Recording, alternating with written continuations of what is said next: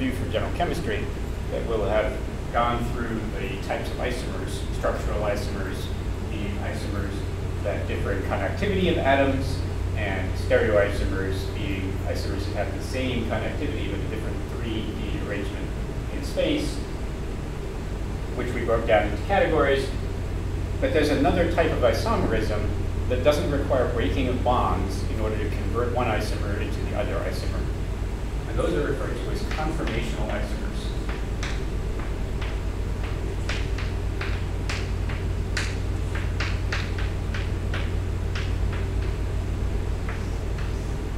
Conformational isomers differ from the other types because they can be interconverted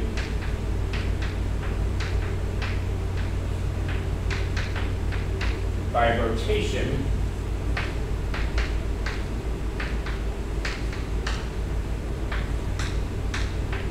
about sigma bonds.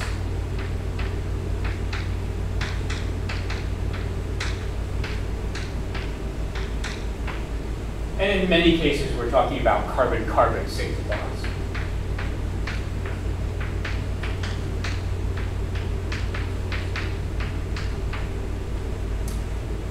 And these conformational isomers are different. They will have a different 3D arrangement of atoms, but they're less different than optical isomers or geometric isomers or structural isomers because you can convert them back and forth by simply rotating around bonds. And you will start to have conformational isomers with the second simplest alkane that you can draw. If you were to draw ethane, two carbons connected to one another, you could put the hydrogens that are in the plane of the board, one pointing up and one pointing down, and then finish your tetrahedral arrangement.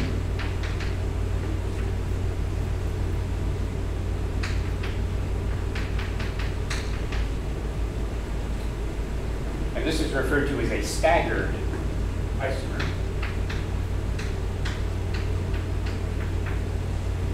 But you could also have drawn that same molecule by putting the two hydrogens that are in the plane of the board pointing up in the same direction.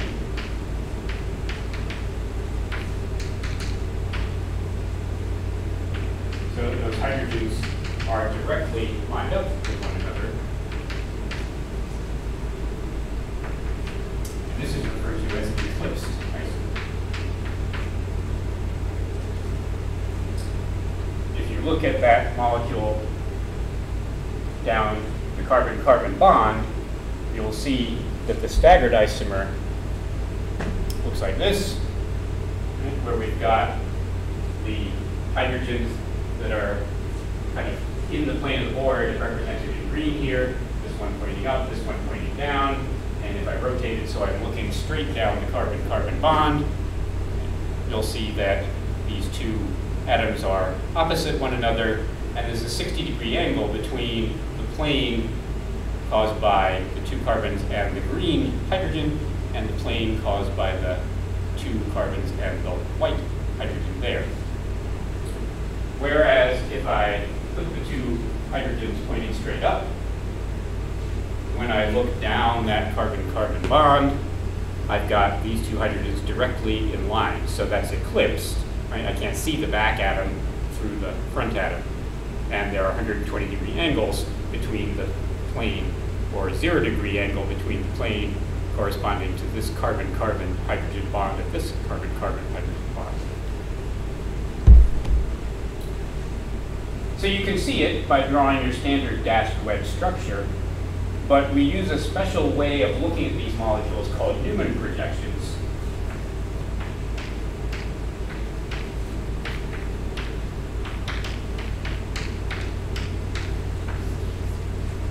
Where we will sight down the carbon-carbon bond using a large circle to represent the back carbon and a dot to represent the front carbon.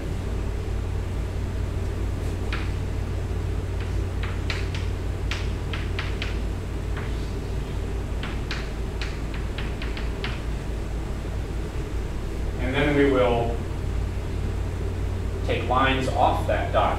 So if I make this the front carbon, this is the back carbon. On the front carbon, there's a hydrogen pointing down, so I'll write that here. And on the back carbon, there's a hydrogen pointing up. And then there are additional hydrogens coming off at what looks like 120 degree angles. And if I want to emphasize the hydrogens that are in green in my model, I would make this hydrogen yellow and this hydrogen pink. And now we're seeing the pink hydrogen pointing down off the front carbon and the yellow hydrogen pointing up. And so that Newman projection is looking down the bond like this, staggered, where this is the yellow hydrogen, or the pink hydrogen rather, that's pointing down, this is the yellow hydrogen that's pointing up. For the eclipse, it's obviously not possible to draw an exactly eclipsed structure, because if I were to draw an exactly eclipsed structure, I wouldn't be able to see the back hydrogen from the front hydrogen. So what we generally do is we show it with a little bit of an angle, maybe a 5-degree angle, coming out like this.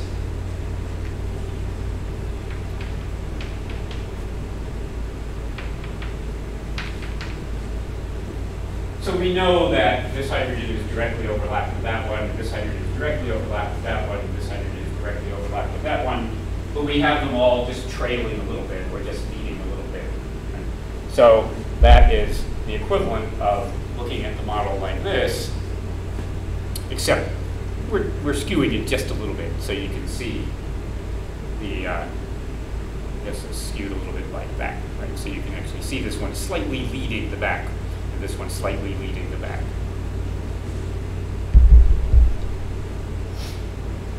To get from here to there, we would have to rotate 180 degrees around the carbon-carbon bond with this hydrogen that goes down, waking up. We'll actually go through some other conformations where instead of the two, whether there's a green overlapping with a white, and there'll be another one here where the two green atoms are 60 degrees apart. And we can draw all of those possible conformations by choosing a direction of rotation and choosing a carbon by leaving the back carbon alone and rotating the front carbon diagram and see what the difference in energy is. So I'm going to erase all this and redraw the Newman projection. But before I do that, I want to use the Newman projections to define what we call a dihedral angle. And a dihedral angle is an angle between two planes. So if you look at the corner of a room, if it's done correctly and it's square, you'll see the two walls representing two different planes, and they have an angle of 90 degrees. So the dihedral angle between those two walls is 90 degrees. Actually, this is it's probably 88 degrees because we probably didn't do it square, but you get the idea. The dihedral angle here between the plane represented by the two carbons and this hydrogen and the plane represented by the two carbons and this hydrogen is 60 degrees.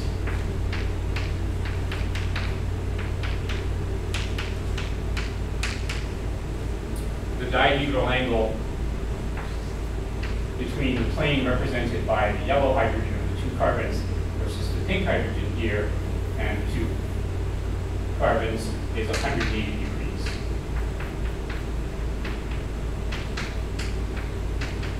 And in the staggered conformation, all of your dihedral angles will either be 60 degrees or 180 degrees between the planes represented by hydrogens on different carbons. Between the plane represented by the two carbons and the hydrogens on the same carbon, you'll have a 120 degree dihedral angle.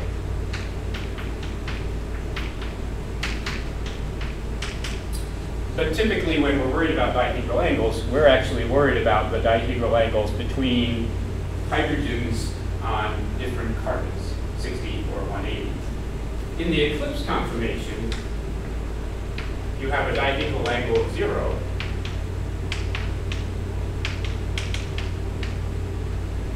Or a dihedral angle of 120.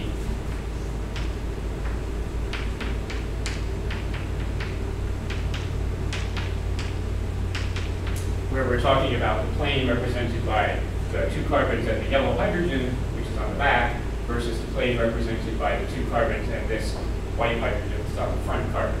So only dihedral angles of 0 and 120 are possible in an eclipse conformer, and dihedral angles of 60 and 180 are possible when you're talking about a staggered conformer.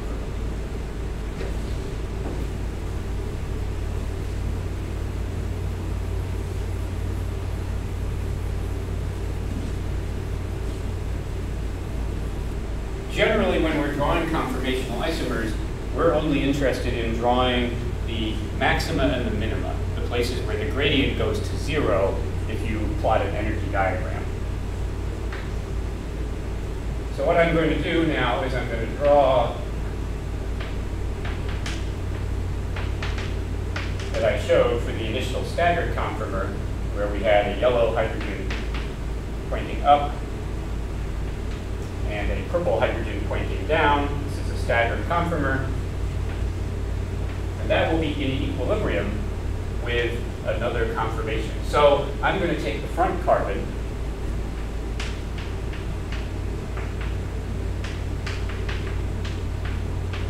as my atom that I'm going to rotate, and I'm going to rotate it clockwise.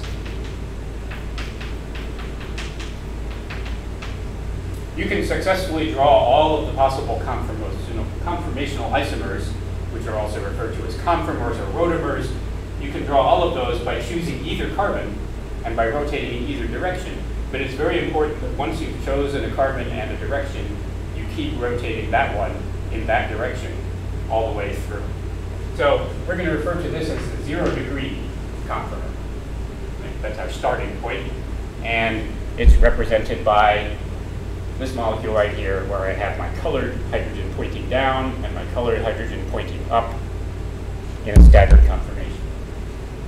So I'm going to rotate the front carbon, and I'm going to rotate it 60 degrees. So I will have a 60-degree conformer. And the 60-degree conformer will have the back carbon left alone, the yellow hydrogen on the top. But now this pink hydrogen will be over here eclipsed with the hydrogen on the back carbon. It's important that when I draw these, that I never have 2 hydrogens on the same carbon within the same little segment of the hydrogens on the other carbon. So once I've drawn this hydrogen here, I really want to draw the other hydrogen here. And I want to draw the last hydrogen there, so that in each case, in between the 2 hydrogens on the back carbon, I have just 1 hydrogen from the front carbon, 1 hydrogen from the front carbon in between these 2 hydrogens from the back, and 1 hydrogen here. So in essence, what I'm doing is I'm rotating it not quite 60 degrees, I'm rotating it maybe 59 degrees, right, so that I have these things each trailing a little bit to get to an eclipse conformer. And then I'm going to keep rotating. And I'm going to rotate another 60 degrees. And what that's going to do is take this pink hydrogen and move it into this position where the white hydrogen used to be. So again, I'm leaving the back carbon alone, not moving anything. But now, the pink hydrogen off the front carbon is in a different position. So it's another staggered conformer.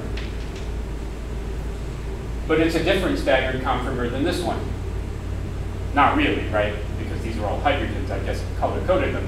But if these were something besides hydrogens, like chlorine or bromine, right, then you would actually be able to see that they're really different compounds.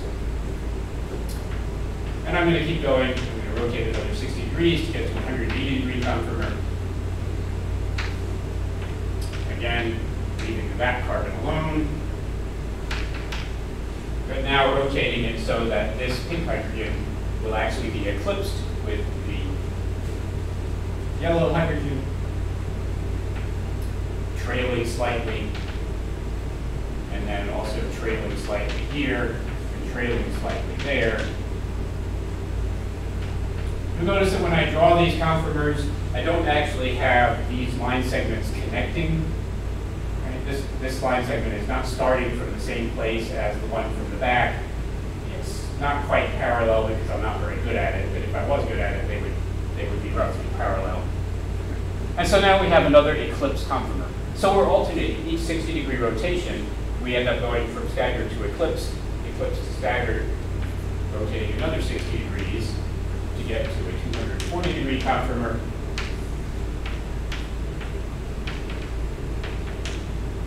Oops. Hydrogen on the top. Still supposed to be that color. And now this pink hydrogen will be over here, on the opposite side of the molecule as it was in the hydrogen. And I can keep rotating another 60 degrees to get to a 300-degree conformer.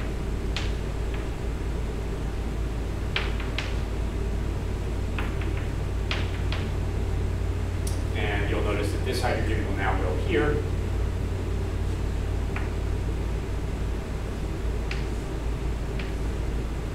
Pink hydrogen is now over on this side.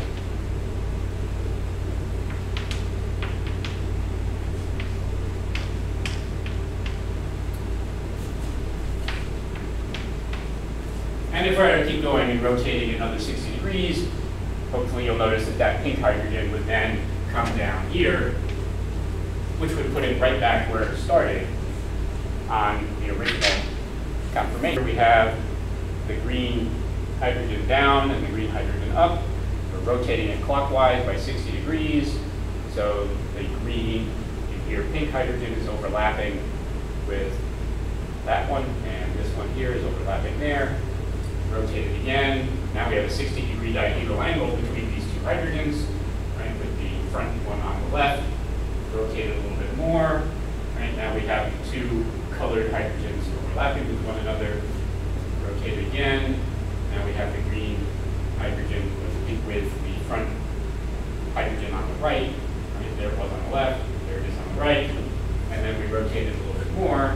And now we have the front colored hydrogen overlapping with back hydrogen, but not the same. Rotate it again, and we're back where we started. If we draw an energy diagram that shows the relative energy of each of these conformations, with energy on the vertical axis and angle of rotation,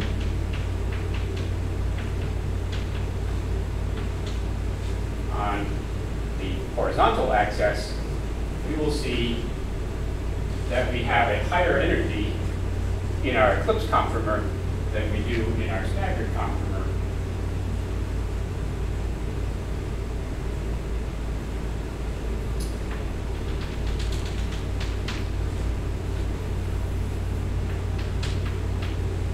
And if you look at your textbook, you will find that that energy 2.9 kilocalories per mole higher for the eclipse conformer, 60 degree, 120 degree, 80 degree, 40 degree, 300 degrees, and then back to 360, which is equal to 0.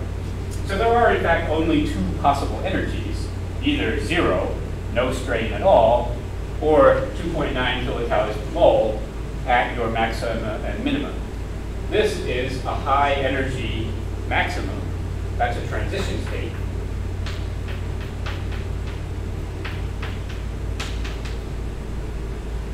And it's a transition. This would be an intermediate.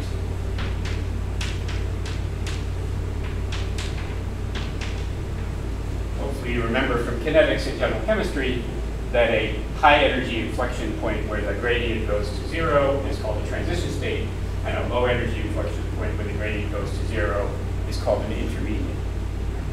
And we have a 2.9 kilocalorie per mole difference between those.